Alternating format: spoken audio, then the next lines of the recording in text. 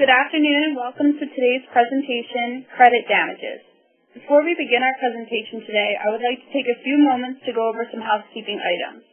We will be recording this webinar, and this presentation is CLE approved, and we will be asking you to enter a passcode for CLE credit a few times throughout the presentation.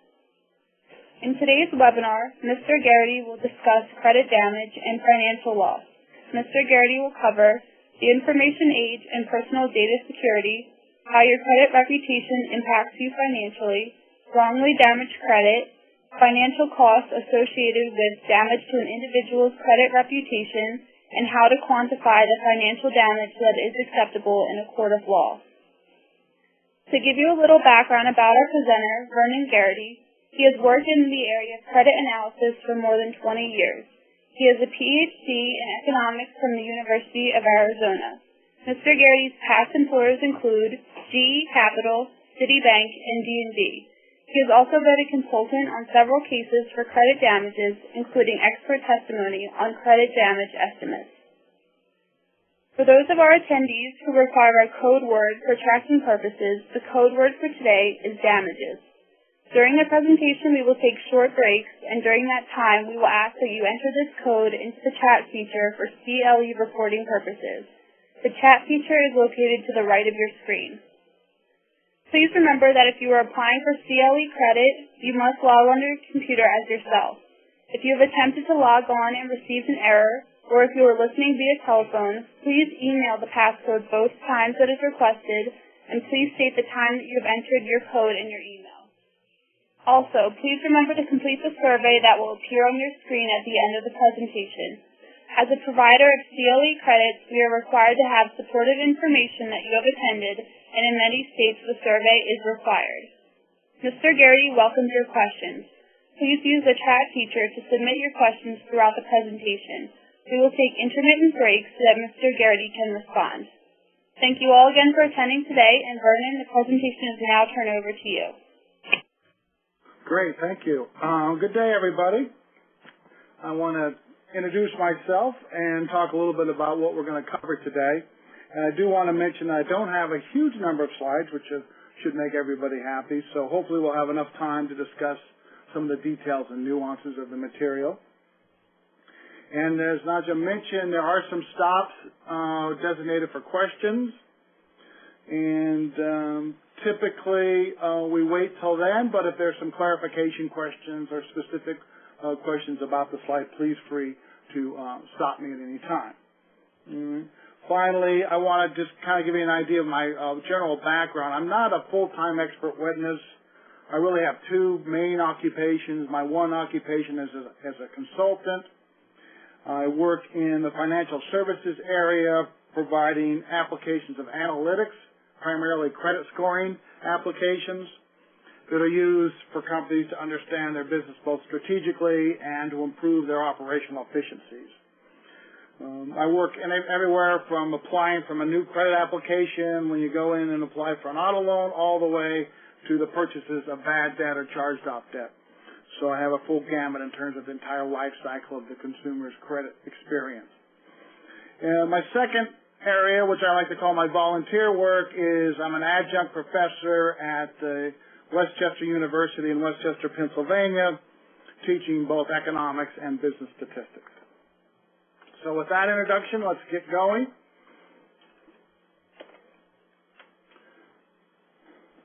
The one thing I will talk about a lot is data and the use of data. Because when you talk about credit damages, what the damages really occur is that somebody has caused some information to you or about you that has caused financial harm and has reduced your ability to obtain and get credit. And there's a lot of, obviously, stuff in the newspapers today about data security and people talking about, issues as far everything from the target hacking of their credit cards to the NSA gathering our phone records. So my opinion about the whole thing is the most important data that people need to worry about is their credit bureau data. It's going to impact their access to money, their access to jobs, as well as even their personal reputation. And we're going to focus on how credit gets damaged. So there's really two main ways that it happens. One is misinformation or inaccurate information on what we'll talk about in terms of being reported by the credit bureaus. And a lot of the times that will happen from your closest allies, someone you trust and are in partnership with, or even a relative. The other ways that happen are through fraud. Somebody using your identity theft is the most common one, someone using your information for their own purposes, stealing it from you. And then there's any really general loss of income. If you lose a job, wrongful termination, you lose your income, which will adversely affect your credit. So what we do with this process is we look at calculating the monetary damages from someone wrongly tarnishing your credit reputation. And I'll address not only that, how we do that, but what are the characteristics that make the strongest case, and what's the best case for wrongful credit damage. As you may have picked up already, a lot of my work has been for the plaintiff. I just recently, back in May of 2014, just last month, was involved as an expert witness for the plaintiff that resulted in a six-figure settlement based on financial damage, punitive damage, and pain and suffering damage. So with that bias in mind, I will take some time to talk about, if you will, impeach myself and give you some hints about some of the best approaches or arguments to be made in the area of, if you're in a defense situation or defending the person that's being accused of damaging someone's credit. Okay. And finally, one of the things, everybody's impacted by this. Everybody goes and gets credit cards, applies for loans and mortgages. So at the least case, you might learn a little stuff that will help you out personally in managing your credit going forward. So what are the key questions? Was there a person or company that did something wrong to damage an individual's credit? Did an individual have good credit prior to injury? How did this credit harm the individual, and what did the person do to try to fix the issue? As I mentioned before, and generally, the injury can occur from three broad sources: incorrect or inaccurate information being reported to the credit bureaus, some fraudulent outcome, or loss of income event that was based on some wrongful termination or some other accident, personal injury accident, etc. In my cases, there's always a big emphasis on the pre versus the post-injury. The strongest cases come from situations where the person had very strong credit, was doing very well in terms of obtaining credit, had no problem getting credit, and then some wrongful injury occurred that caused significant damage to his credit reputation. We're going to talk a lot about credit scoring and how credit scoring affects it, and credit scoring and why credit scoring is important. So one of the things that you'll understand is that if a person's credit is pristine and then is tarnished basically to the trash heap, that's going to be your strongest case. And I will now inject my first commercial break and mention that the reason why you want to use an expert witness is obviously to determine how much of the credit injury impact a person's credit. There's a lot for the plaintiff, and for the defense it would be a little. So this injury was not as severe as the person is claiming if you're a defense, or this has huge impacts on them if you're from the plaintiff. Another reason is that some courts have viewed the credit bureau, which is kind of the Bible or the supreme document of someone's credit reputation, as hearsay information. And it's being reported by third parties such as banks and credit unions, etc. And an expert witness bypasses this because this is some of the information or documentation he needed to derive his expert opinion. And then obviously the biggest one is estimate of the financial damages. So in my approach, I use a combination of both financial analysis as well as economic theory to come up with my damage estimations. So I mentioned it several times. Who are these credit bureaus? And as you may have noticed, I have some clip art here. And my little clip art here is from a movie. So if we were in a personal setting, I'd give you extra credit for guessing what movie that gargoyle came from.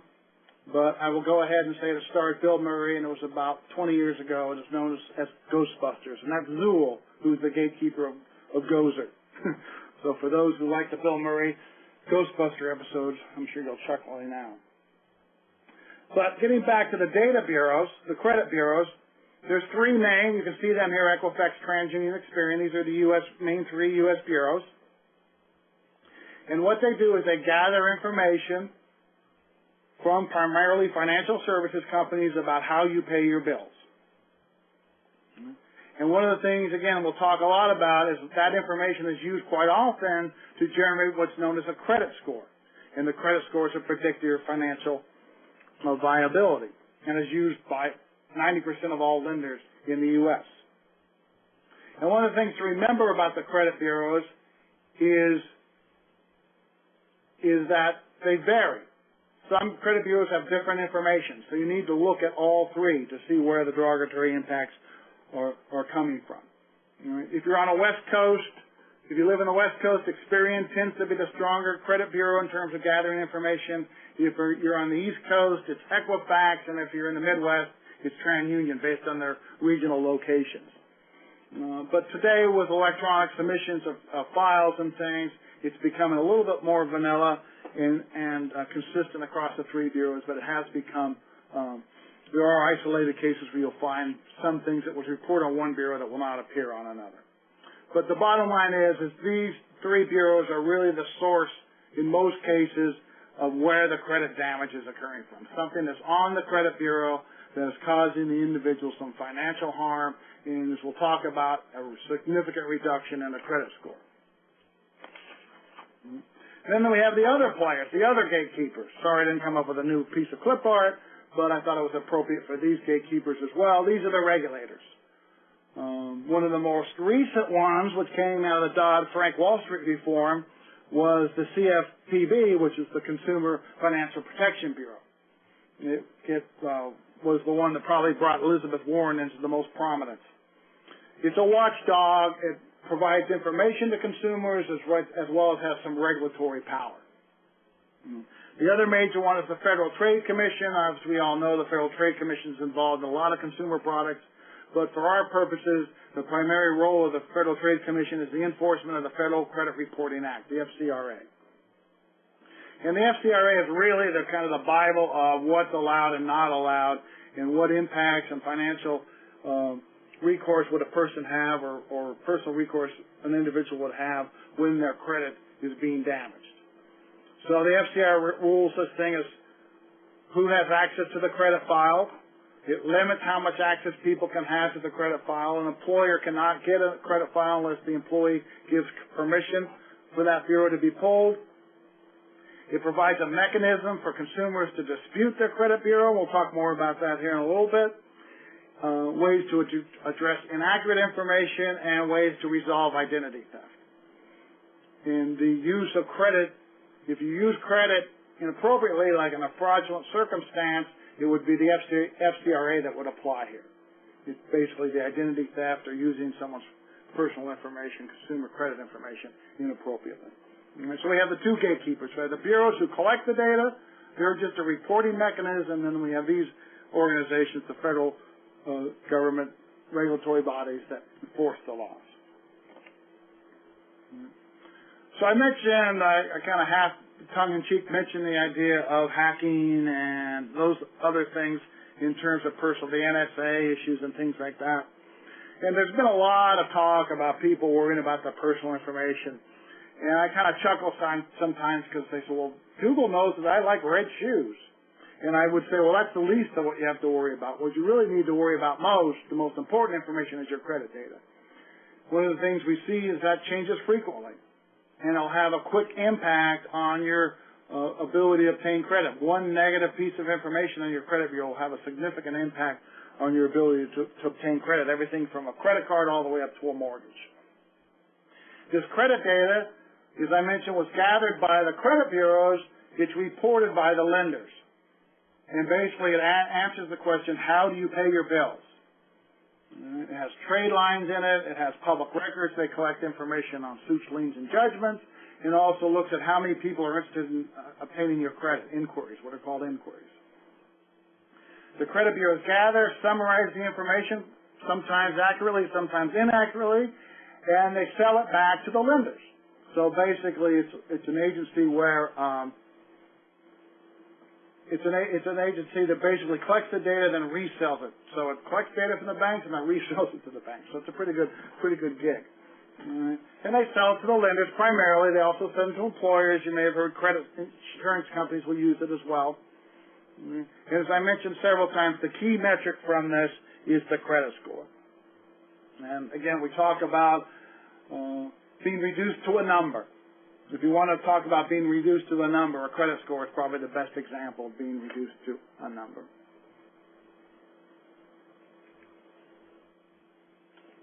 I see questions are coming in already, so we'll probably hold off on some of those questions until the chat. So what is a credit score? Now, it's the basis of a lot of the lending decisions that are made on individuals. It's a number, typically a 3-digit number that tends to assess risk. The FICO or the Fair Isaac credit score is what I call the granddaddy of generic credit scores. There's a link if you want to learn more about that. FICO actually started in the late 50s, early 60s, but it was back in 1989 when they first introduced what's now called the FICO score.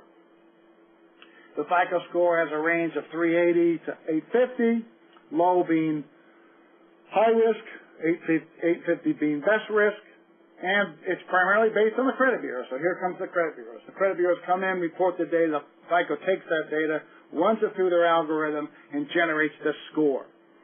And again, I think most of you have had any experience with lending would recognize what the FICO score is. And it has major impacts on your ability to obtain credit and the rate that you pay, the interest rate that you pay for your credit.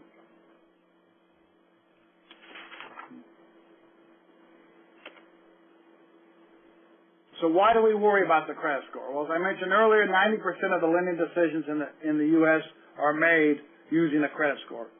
Even a mortgage of several hundreds of thousands of dollars is going to be used. A lot of the decision is going to be based on a credit score. It may not be the ultimate go or no-go decision on the mortgage approval, but it definitely impacts whether you even get into the ballpark to have a chance of being approved, and more importantly, it impacts what the rate you pay for the mortgage. And it can have substantial impacts. The lower that score, the higher the rate you pay.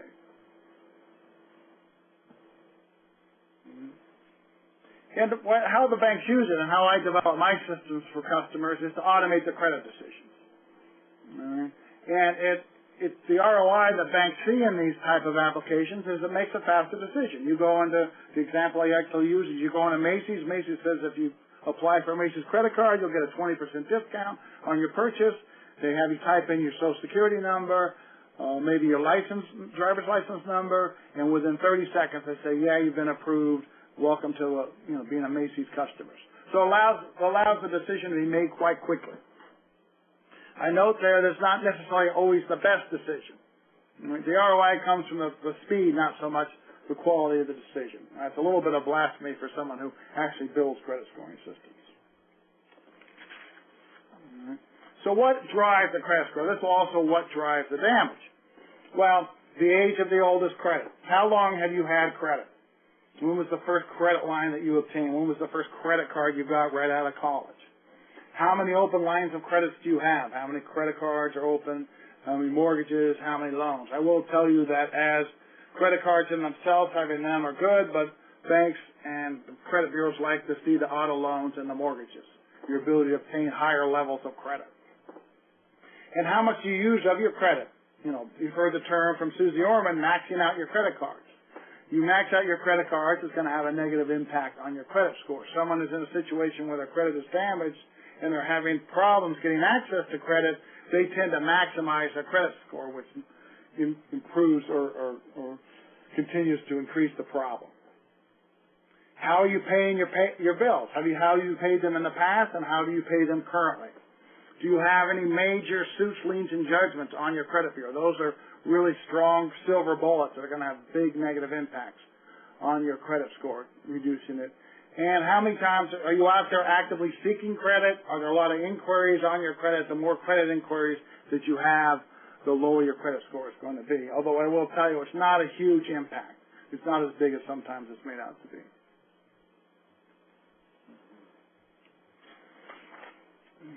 I see we're getting a lot of questions. We're going to be taking questions here in a minute.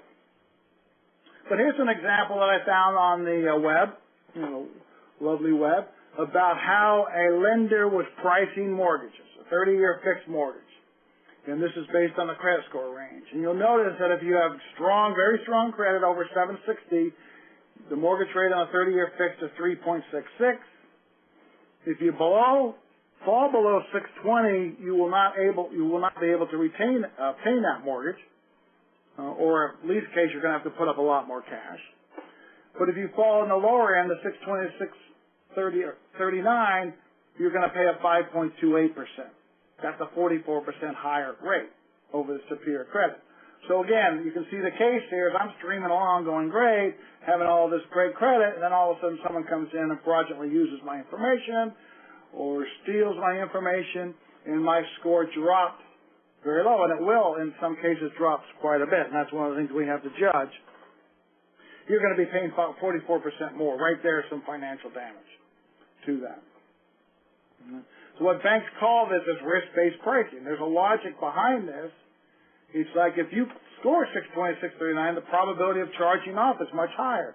So to try to mitigate some of the potential losses, they charge you a higher rate in order to cover the, basically it's really pool pricing like they do in insurance. It's like, well, the higher risk people have to pay a higher rate because I'm going to have to pay higher claims. In the financial services lending world, it's higher risk, have to pay higher rates to mitigate some of my losses that I'm going to get from that pool of credits.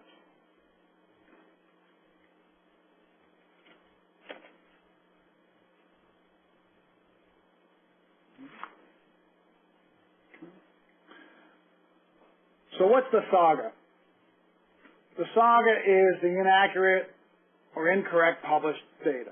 That's from the credit bureaus. The credit bureaus put something on your credit report that is not associated with you. So misinformation. John Smith that you have there is not this John Smith that you're talking to. In other words, there's another John Smith, not necessarily using my credit information, not my Social Security number, but you thought this John Smith was me and it's not. All right, so there isn't necessarily a fraud here or any identity theft, but just you got the wrong John Smith.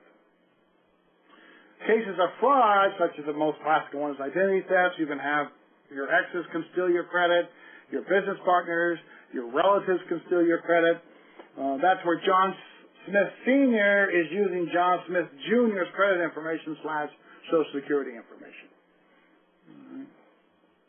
And then one other that's not listed here is loss of income, personal injury, wrongful termination. If you lose income, you lose the ability to pay your bills.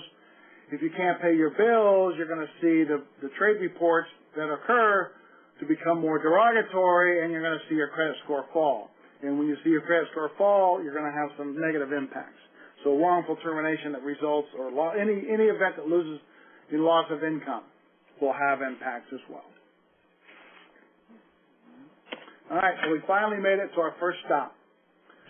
So I will take a moment to take some questions. Before we begin the question and answer segment, I just ask that all attendees type the passcode that was given at the beginning of the presentation into the chat feature. Okay, and then our first question is, may a party that does not own the debt or have the authority to collect the debt report it? May a party that does not own the debt or have the authority to collect the debt report it? May a party that does not own the debt or have the authority, no, they cannot report it. Either the owner of the debt or the collection agency that's assigned the debt would report it. Okay, and then is it a fair statement that a medical account under $200 that is reported as a bad debt on a consumer's credit bureau that already is rated fair or less has little, if any, additional negative impact on credit rating? And if this is true, what data is available to support the argument that little or no damages are recoverable against the creditor who is reporting the medical debt? Whew, that's a long question. All right, so and I think this addresses the concept is if your credit's already in, and I saw other comment that came in terms of, well, if you're not pristine, what if your credit is kind of weak as it is? Right? So it's really the judgment of where you are before and after. And what this question is addressing is that sometimes the smaller balances debts, whether it's medical or credit card or liens or judgments, the smaller dollars are going to have a smaller impact on you. And if you're already kind of down and have poor credit, it's correct to say that probably won't have that big of an impact negatively on you. So the stronger cases, as I mentioned, come from pristine to toilet or garbage heap. But there are plenty of examples where someone has moderately good credit, is having no problem getting mortgages and auto loans, and if you put a significantly negative piece of information that is wrongfully reported, it could drop you from, just churn along, maybe paying slightly higher rates to be basically out of the game. Can't get credit. When you do get credit, you have to pay high prices. People are sending you letters saying your credit line is going to be reduced. You could be paying Amex perfectly, but if Amex finds out that you had a problem with Bank of America, they can reduce your credit line. So it's not just, Amex is not looking at how you pay them, is looking at how you pay everybody. All right, so you don't have to be pristine. Obviously, the stronger cases come from pristine, but if you have access to credit and have no problem getting credit, or very derogatory information is going to put you in a situation where you cannot get credit. Okay, and Howard wants to know, what about nominal damages? Credit reporting of derogatory information that was false, and after 90 days after receiving notice from a lawyer that the credit issuer retracted the derogatory report. How do we prove actual damages for the inaccurate credit reporting? Well, that's where you have to kind of build the case, and I think I've addressed this a little bit. It's really, and we'll talk about it more later, it's really looking at how did the person's credit health before this occurred, and how does it look today? And there have been examples where cases I've been involved with where the time period between the damage and the recovery is short. And the shorter, obviously, of the time period between damage and recovery, the less financial damages there will be. So it just has to be looked at to see if it was substantial enough. If you lost a mortgage and you couldn't get the mortgage, you got the mortgage at a much higher rate during that 90-day period, you're stuck with that mortgage until you're able to refinance. All right, and there's a cost to refinance, right? You have to pay the closing costs, you may have to pay some points, et cetera, et cetera. It's not a zero-sum game. And so even if it's over a 90-day period, if something happened from a credit perspective that cost you to pay higher credit, then that's going to have some financial impact. Okay, and how long does it take to correct incorrect or inaccurate reported data to be repaired? Well, if you dispute it, as is the example of the question before, you dispute it and the credit bureau recognizes it and takes it off, it could happen within 30 days.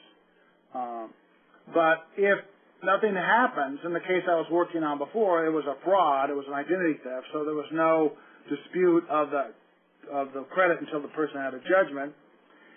And it could last for years. It was 5, 6 years later. In general, a derogatory piece of information, if it's not corrected, or if it's true, it's going to stay on your credit bureau for 7 years. If it forces you into bankruptcy because of the financial damage you incurred, that could stay on your credit bureau for 10 years. So it can have a very long tail if the issue is not corrected.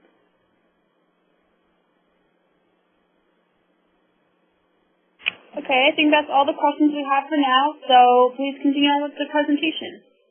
All right. I did want to address one other thing that may come up, and it kind of talked about in the earlier question, is if your information is inaccurate, what's the best way to get it corrected? And again, I know a lot of this tone has some personal, like, hey, I have something on my own personal credit bureau I got to take care of. But in general, if you're working with a client or even in your own search, if you have inaccurate information on your credit bureau, there is a process. And I think most of us are aware of this, but you can dispute it directly with the credit bureau. You should also dispute it with the reporter, the creditor that's reporting it. And the way to dispute it online is go to the www.annualcreditreport.com. You dispute it there, and one of the things we recommend is you follow up with a letter and a ton of documentation and track, all the letters that were sent, the time they were sent, and what responses you've got. In general, the Fair Credit Reporting Act says the Bureau has 30 days to investigate and correct any errors on someone's credit bureau. And if it's not relieved, all right, you have the option, which has limited value, but you have the option to write your version of the story, if you will, that will be kept or posted with and obtained on your credit bureau. All right. And a lot of the big 6-7 figure cases that we see in these circumstances are when the credit bureau does not respond appropriately to a disputed item. All right. So a lot of the cases, probably upwards of 50% of cases, are cases against credit bureaus that did not act accordingly to the FCRA in terms of fixing credit issues.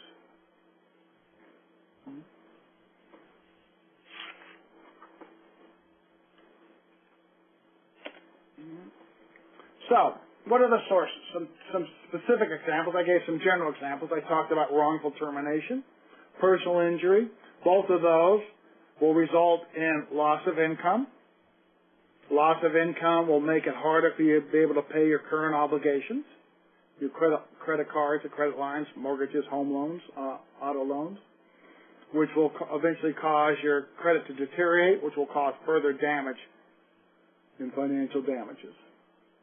The identity theft, we're all very familiar with that. It's a very prominent topic nowadays where someone's stealing your information. It's a lot harder than people think it is to steal someone's information, but when it does occur, it's very frightening and very scary. Luckily, personally, has not happened to me. But basically, all some stuff starts happening. You're starting getting letters from people. You don't know what they're talking about. You don't know what's going on, and you start, getting declined for credit, et cetera, and credit cards get canceled. Breach of contract. This was the case that I was involved with. An individual did a mortgage with somebody for their daughter, and then found out that the individual had great credit and said, "Oh, I got some investment opportunities for you," and had the individual sign for 2 other mortgages, and basically did not pay on those mortgages. The woman was relatively unsophisticated and did not realize what was going on, and within about 6 months, the Bank of America is calling her saying, "Hey, we're going to foreclose on this mortgage you're not paying on." All right.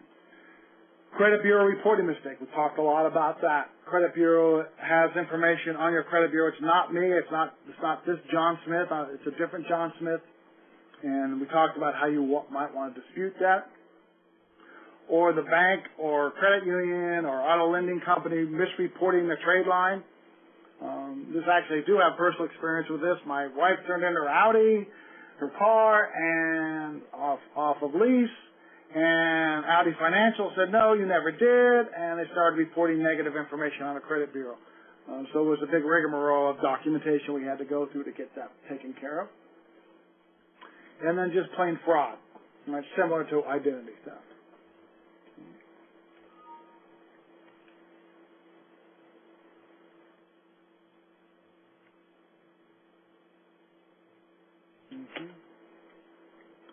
So here's a little picture to show you how this credit damage can occur. The thing I want to really emphasize is it hits fast and it hits hard. If you have, again, good, fair to good to strong credit, and you're kind of pulling along pretty well, and something happens to the extent that you default or a lien is put against you, or there's a foreclosure, or a very severe large balance debt, your credit score, which is the key metric, as I mentioned before, is going to drop quickly. And this is an actual example from one of my cases. Right. And this took 2 years, but it goes down pretty fast. The other thing to notice is the recovery period takes years. I mentioned 7 years, 10 years for these information to eventually fall off your credit bureau. So if they're not resolved, they're going to stay on the credit bureau and your credit score will slowly start to go up as you move away from that particular negative event, but it can take a long time. So during that time, the damages would be accumulating. So there's a long tail to this if the issue isn't taken care of. And in general, the silver bullets that cause your credit score to drop a lot, it's not like one missed payment, having too many inquiries on your credit bureau. What really gets it down to is you defaulted on some kind of obligation. And the default, by most banks' perspective, is 90 days. At 90 days, you've defaulted. At 180 days, you're charged off. So a default is a big issue. It's going to have a negative impact on it, and it's going to drop your credit score quite a bit. If you have it on a substantially larger line of credit, like an auto loan or a mortgage, in the case I was representing last May, it's going to have a really large impact. Defaulting on a mortgage is probably the worst thing you could probably ever do because of the way it's viewed in the credit world environment. But the further you get away from it, your credit score will slowly improve. And I have a quick question. Could you please repeat the website for the credit inaccuracies?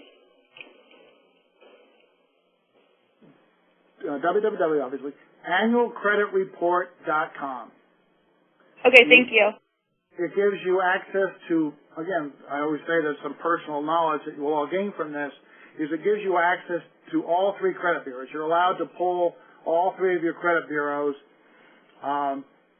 once a year, or if you're declined for credit, or some adverse action taken on your credit, like a line of credit is reduced, they'll tell you that this access was taken based on information reported by Equifax. So then you can go to Equifax and say, hey, I don't recognize this adverse action that occurred. I'd like to see a copy of my credit bureau. So anytime there's an adverse action to your credit, you're able to go out and get that credit report to review it.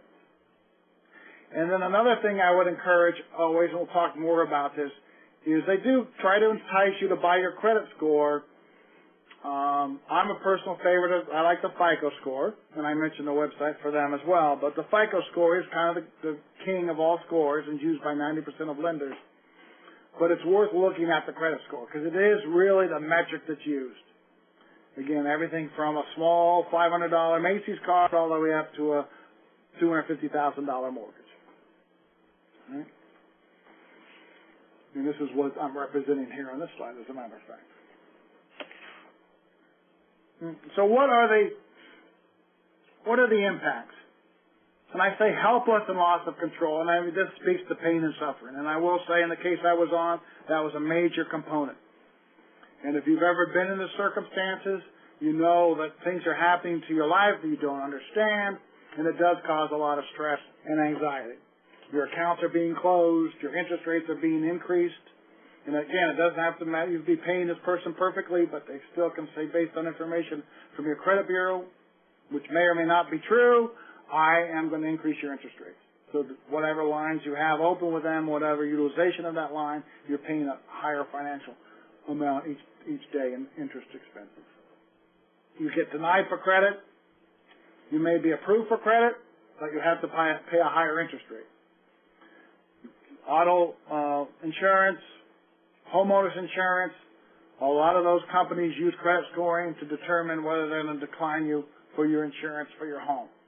You'll lose job opportunities. A lot of times in your application, there's probably some what they call mouse type in the industry where it says, well, we're going to pull your Consumer Bureau report. You sign the application, that gives them permissible purpose to pull your credit report, and because of that, they may decide not to give you the job. And in general, it kind of reduces your cash flow. All right, so it's really, this is where the opportunity cost of what you can do with your money comes in. It's like I could have invested more money in my 401k, and this was a crutch of the argument I made in my case last month, is I could have put this money into a 401k, and by the way, during that period of time, the market was going up, doubled over that 4-year period, and I lost that wealth accumulation. Well, you lose that working capital. It's what economists call your opportunity cost. What you could have done with the money that you now have to spend on higher interest rates or have to use cash for things you used to buy with credit. And using an expert witness like myself, that all can be financially quantified. So credit cards, mortgages, auto loans, decreased cash flow opportunity costs, something that's called loss of credit expectancy, the lack of access to future credit. It causes you, again, some pain and suffering because you can't live the life you would like to live. You can't take the trips you want to go on. You can't buy the cars that you'd like to buy. You can't help support your kids to go to college.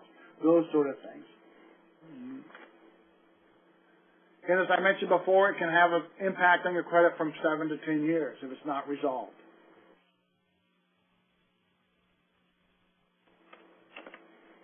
So let's walk through an example. This is one piece of the total damages that came up in one of my cases. And this is an individual who had bought a car after their credit was...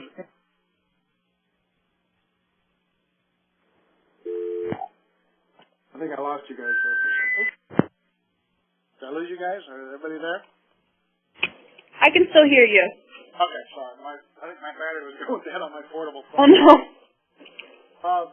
So I'm going to walk through an illustrative example for a car purchase. And I'm going to employ some of my Susie Orman in this as well, so be ready. The individual's credit was damaged. In the past, was able to obtain auto loans at a rate of 3.99. Now, going to buy the next Ford, they're charged an interest rate of 8.99. So right off the bat, more than double credit expenses for that auto loan. The individual made 28 payments at this higher interest rate, and then decided that it was too much of a cash flow impact on her, and took money out of her 401k to buy off the auto loan, to pay it off. All right, so there's three major sources of damage, or actually offsets to that damage. The obvious one is higher interest charges. All right, for how much you've amortized that over 28 months, she paid almost $10,000 more in interest. When she bought the car off, the principal amount that was owed on the car was higher because most of the payment went to interest, so the buyout number was higher as well. So the combination of those two. But, as Susie Orman says, if you can pay cash, pay cash. She likes you to pay cash. Well, one of the reasons she wants to pay cash is because you save money. All right, so there was an offset. The fact that she bought the car with cash saved her having to pay that interest rate. It says 8.55, but it's the 8.99%. All right, so there was an offset savings of $2,386. But the big impact was the loss of this opportunity cost loss. What could she have done with the money from her 401k? It would have stayed in the 401k. What could have appreciated in terms of income and future income for her? Right? So just for one transaction, the damages for that particular car purchase was in excess of $25,000. And this is just one example. There's mortgages involved. There's credit cards involved. There's the requirements of cash that are required. So they can easily enter six figures without too much effort.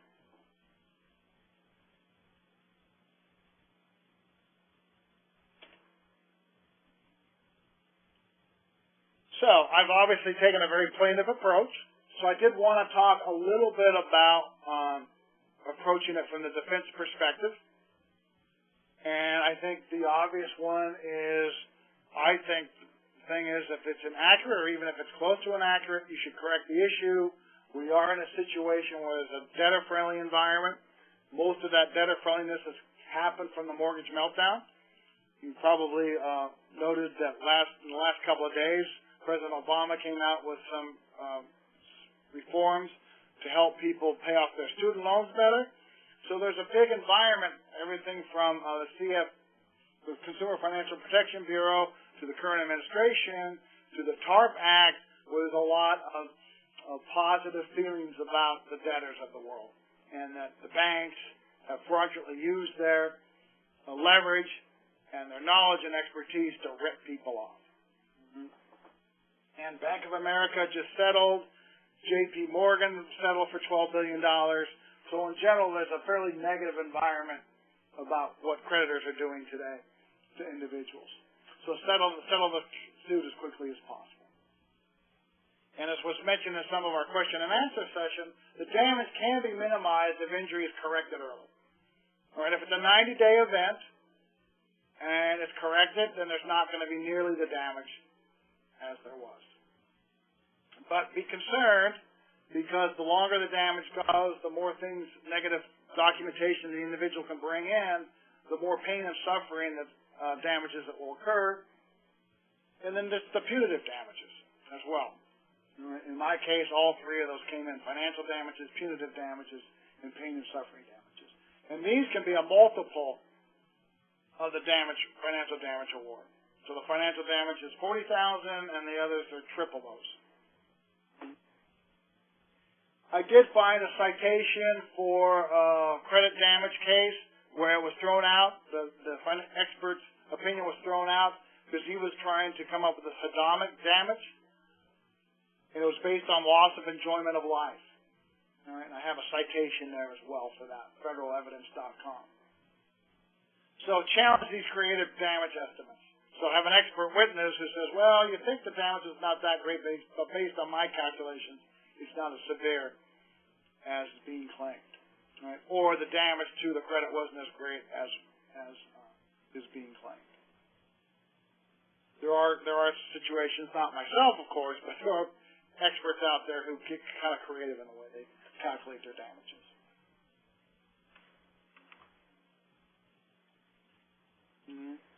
So hopefully we'll have some more time for question and answers, but I guess in general, the thing that I would suggest for anybody building the case one side or the other is, and again, this is something I shouldn't have to tell a room of lawyers, is documents. All right, collect the documents.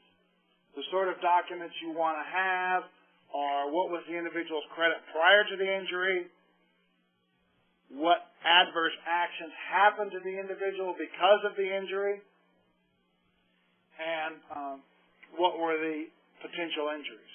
And again, the expert witness, a lot of times you're not going to know what your credit was exactly. You won't know what your credit score is.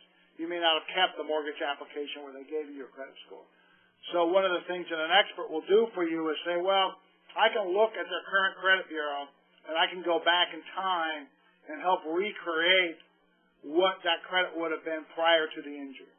Right? Again, that's what, in most of my cases I end up having to do that because people don't have their credit reports, don't have their credit scores prior to the injury.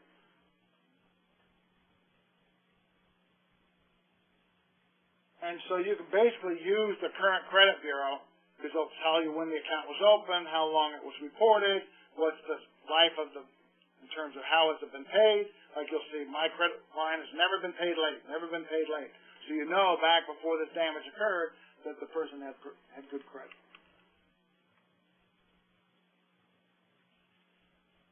So that concludes my prepared remarks, and we have a few more minutes for questions. And before we begin the question and answer segment, could everyone enter the passcode again into the chat feature? Okay, and our first question is it possible to get credit reports showing scores from before an inaccurately reported foreclosure to show the impact of the credit score to the credit? Yeah, it's very difficult, and I should have made this point earlier as well. It's like the old example, they say everybody in jail is innocent. Everybody who has negative credit has some story of why it was wrong. All right? So the credit bureaus are very reluctant to take things off your credit bureau. So I'll say that first. The second thing they're not really into doing is going back in time. I was involved in a case, and I think the credit bureau ended up being subpoenaed to go back to say, what was this person's credit bureau prior? And they claimed they couldn't do it, which is probably true. I've worked for a commercial bureau. I've never worked for a consumer bureau. But they said it was impossible to recreate. Right? They didn't have the data available to recreate it. So the answer to the question is no. It's very difficult to go back in time and say, I want to know what the score would have been back in 2007 prior to the damage. So again, that's what an expert comes in. An expert who's been involved in building, developing credit scoring models, who understands the algorithms that go into credit scoring models, says, I understand that based on what this person's credit looked back in 2007, I would estimate their credit score, FICO score, would be between 700 and 725. All right, and that in all the cases I've been involved in, I've been certified as an expert, and that type of analysis was accepted. So you can't really, the bottom line is you really can't go back and look at it. The only way you could look at it, say, oh, if you have a very retentive client, and he says, I've kept every letter I've gotten from every bank, from every loan that I've ever received, and here's my documentation from, again, back in 2007. And here's my mortgage application that was approved, and it reports my 3 credit bureaus on it. Okay, and what remediation steps must a claimant undertake to preserve their claim? That I am probably more of a question from a lawyer. I'm not sure I can answer that. I did talk about the steps to be able to correct your credit, but I'm not sure I can answer that question. I apologize. Okay, that's fine. If there is a pending foreclosure action brought against the borrower/guarantor that may have been fraudulently instituted, is there any way to remediate the damage after the foreclosure action is won on behalf of the borrower if the case takes 2 to 3 years? Yes, absolutely. That's basically what I do. Okay, and is there a way, short of a lawsuit, to get a disputed claim off of a credit report? Absolutely, yes. That was the steps we talked about before. That's the annualcreditreport.com website. It allows the individual to get access to all 3 credit bureaus and look at every single credit line and each one of the credit lines. If they have an issue with it, they can dispute it right there. And basically, it's a formal dispute. The credit bureau has 30 days to resolve that dispute. And if it's not resolved and later it's proved that it was incorrect or inaccurate, then there's an issue, FCR issue right there. But no, you don't need to get into a legal situation to correct misreported line of credit or piece of information on your credit bureau. But again, I will emphasize, as I said before, is everybody in jail is innocent, and credit bureaus do not like to take things off the report. They think, if everybody's going to dispute, and it's very difficult. So it sometimes ends up becoming a legal event because the credit bureau is reluctant to take it off.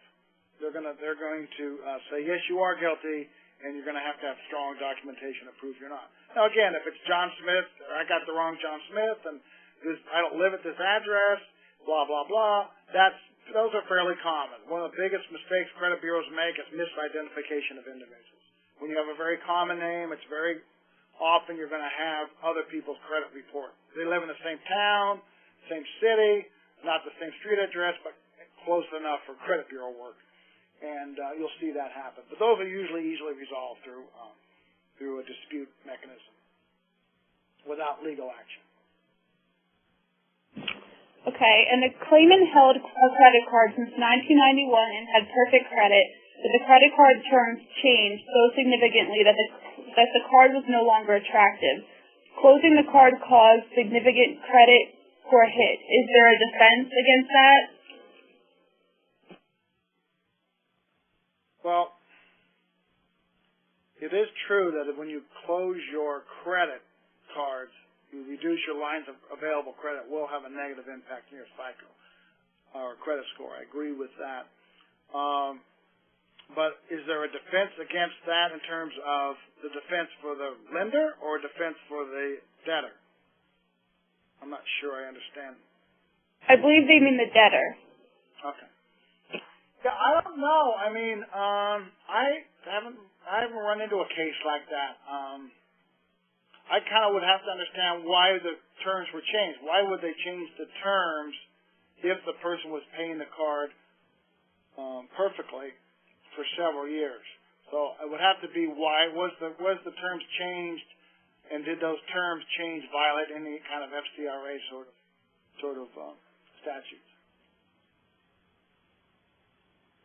Okay, what do you do if the lender acknowledged that they reported inaccurate information and fixed it, but then it reappeared and they fixed it 4 additional times?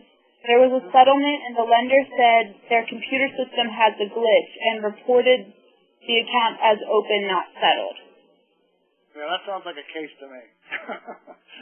I have to tell you, that sounds like a case to me. It's like you have 30 days to resolve it if it's inaccurate, and if it doesn't get fixed, then that's a problem. Okay, and what arguments are available to defend against an action for damages for erroneously reported credit? Well, I think if it was truly erroneous, there's 2 actions. One is I don't think it's erroneous, so I'm as a defense, I'm saying it's true. That's what happened. There's also situations, and again, even the case I was involved with, the woman did sign the mortgages. So her name was on the mortgages. It was just determined by the court that the signature on those mortgages was not obtained in good faith. All right, so you could say, well, you did sign the documents, and, it's not my fault you don't understand lending and lending practices, and you didn't follow up on this. So there's that argument that ignorance is not an excuse. But then I think the other approach is to challenge the damage estimate.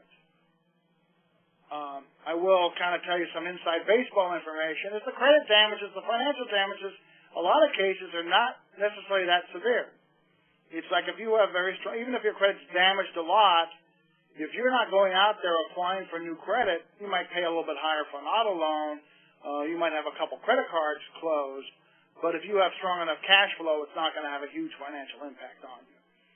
So you just have to understand, again, the pre- and post-injury and, challenge, the calculations of the supposed financial damage. If you don't get refinanced to get a lower rate, is that considered to be a failure to mitigate damages? I would say no. That's obviously a personal choice. If you tried to refinance and you can't, then there's an issue there. So you're locked into a high mortgage rate, or you're on adjustable is about ready to flip up, and you try to refinance and can't, yes, that's a problem. The reason why you can't refinance is because of some misreported credit information. That's definitely a case, yes. In reconstructing the credit history on the damage issue, is the client's permission enough, or do you find you have to subpoena the records from the bureaus? Well, to reconstruct it, you can reconstruct it based on the current credit bureau. So again, if you go to, the thing I would recommend, if a client comes in and says, oh, I got this problem, instantly sit them down, go to www.annualcreditreport.com, pull all 3 credit bureaus. There's also another expert, who will remain nameless here, recommends in some of his writings that to actually go and ask a mortgage company to pull a credit bureau for you, because they get slightly different information. But either way, you want to get a copy of the credit bureau.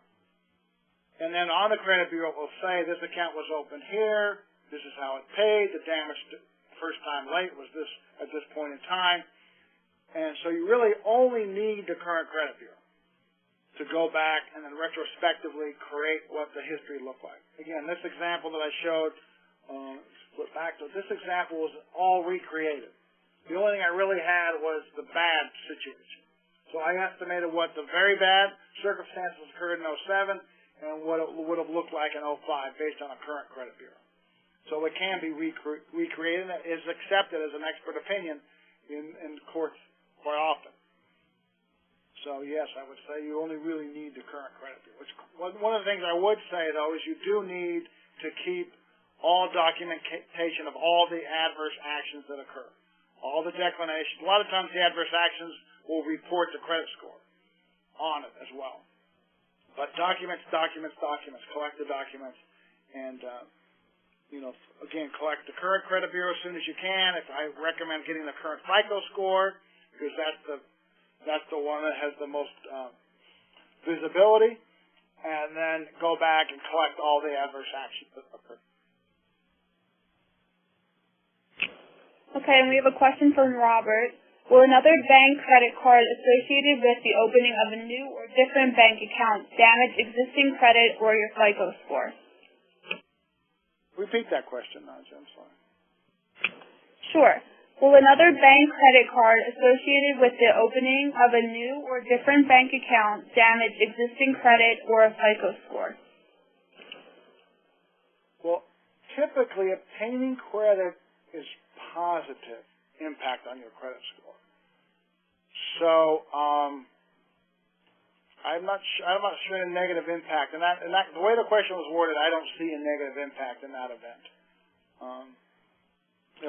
I will, again, trying to interpret maybe what the question is trying to get to, I will emphasize again that if you have an Amex card and Bank of America reports you slow, you may have some adverse action happen to your Amex card, even though you pay Amex perfectly. If you have a card at Bank of America and there's some derogatory information on that, you will have difficulty opening up a new Amex card. But in the case, as the question as it was worded, I'd say no, there would be not any derogatory. Okay, and can you address damage to credit for not having any debt? As people get older, they don't have a mortgage or other expensive debt, yet get charged higher rates on car loans, etc. because of it. Yeah, I mean, again, the more debt you have, the larger the damages will be. So older people that have paid off mortgages or have liquidated some of their assets to minimize their debt will have difficulties, less so than someone who's like full bore with all the mortgages and auto loans and student loans and those sort of things. But there is a damage. And again, I think the real thing, it's not so much, and I'm hired to estimate financial damages, but I think really the stronger case is that this poor person retired, thinks you're in the golden years of their life, and all of a sudden people are coming at them saying all these negative things about them, and they don't know why it's happening. So the pain and suffering and helplessness that you feel has a lot of impact. And I think everybody can almost sympathize with how that would impact someone. Everybody has kind of been through that one time in their life or another. So the financial damage may be minimal, but the pain and suffering damage may be high. Can you discuss the situation where single bad creditor damages your standing and then all other credit accounts start closing their accounts with this debtor? Damage is now greater. Yes. So repeat the question, but I think I would answer definitively yes. Go ahead. Sure.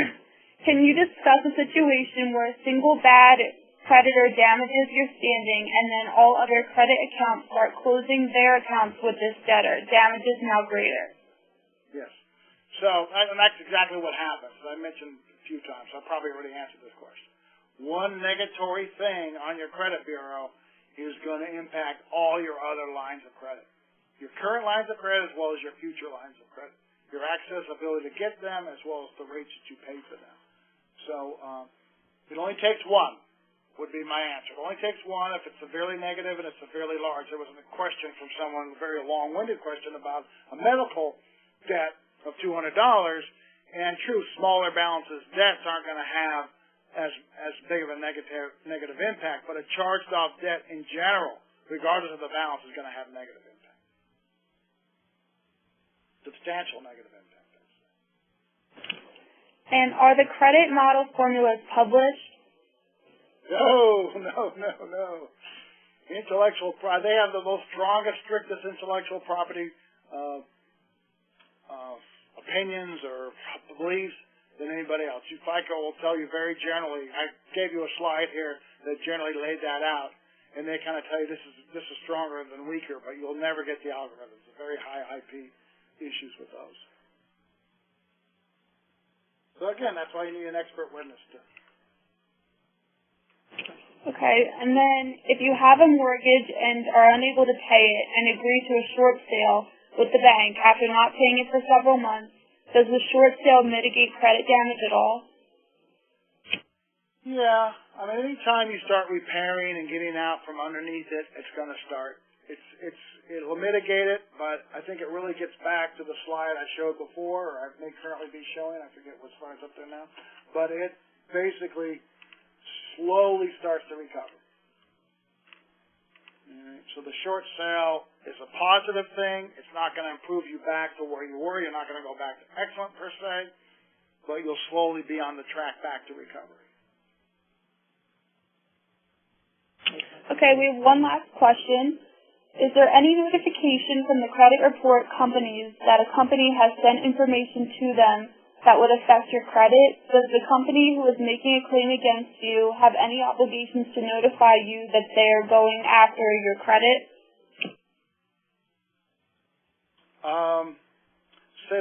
Say that one more time. I want to make sure. Sure.